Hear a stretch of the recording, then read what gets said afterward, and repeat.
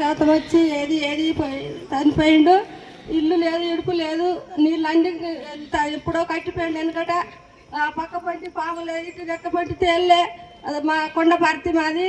మా సార్ వచ్చి కార్యదర్శి సార్ వచ్చి అమ్మ ఎట్లుంటాను అన్న పెట్టితే గుడిసే బర్ల కొట్టి కూలితే ఎప్పుడు కూలుతానే ఉన్నది అని నేను పెద్దల కాలు చిన్నల కాలు ఎదురైన కాలు మొక్కుతాను.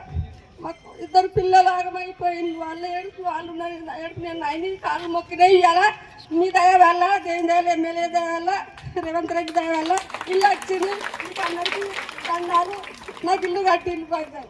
నమస్కారము. నా పేరు విమల, మాది విమల కనుపర్తి వదన్నపేట నియోజకవర్గంలో మాది వనమల కనుపర్తి గ్రామము.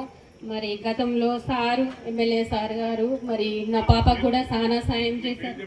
విమల నా పేరు, మాది వనమల కనుపర్తి. నలుగురు పిల్లలు, ఒక కొడుకు, ముగ్గురు బిడ్డలు. మా పెద్ద పాపకి ఛత్తీస్గఢ్లో ఎన్ఐటీలో సీట్ వచ్చింది. అప్పుడు నేను ఎంతో మందిని అడిగినా కూడా నాకు ఎవరు కూడా రూపాయి సాయం చేయలేదు. గతంలో ఎమ్మెల్యే నాగరాజు గారి క్యాంపస్కి వెళ్ళి నేను సాధించినప్పుడు నా బిడ్డను తట్టి నా బిడ్డను ప్రోత్సహించి ఈరోజు అక్కడ నా బిడ్డ చదువుతుందంటే సారు వలననే 4 సంవత్సరాలు సార్ చదివిస్తానని మరి హామీ ఇచ్చిండు. అలాగే నా బిడ్డ పట్ల నెరవేర్చినందుకు సార్కు ధన్యవాదాలు. అలాగే నాకు ఇల్లు కూడా లేదు, భూమి లేదు, 4 పిల్లలు మాత్రమే ఉన్నారు. నాకు ఇల్లు వచ్చినందుకు నాకు చాలా సంతోషంగా ఉంది. వర్షం వస్తా అంటే నా పిల్లలు నేను ఒక మూల కూర్చొని నీళ్ళు ఊరుస్తా అంటే ఎత్తి పోసుకుంటూ కూర్చున్నాం తెలంగాణ.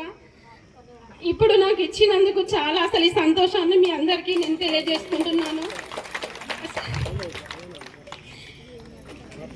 నేను ఇప్పుడు సార్కు కాంగ్రెస్ ప్రభుత్వానికి రుణపడి, రేవంత్ రెడ్డి గారికి కూడా రుణపడి ఉంటాను. నేను నా పిల్లలు ఎప్పుడు రుణపడి ఉంటాము. ఈ సాయం చేసినందుకు కాంగ్రెస్ ప్రభుత్వానికి ధన్యవాదాలు.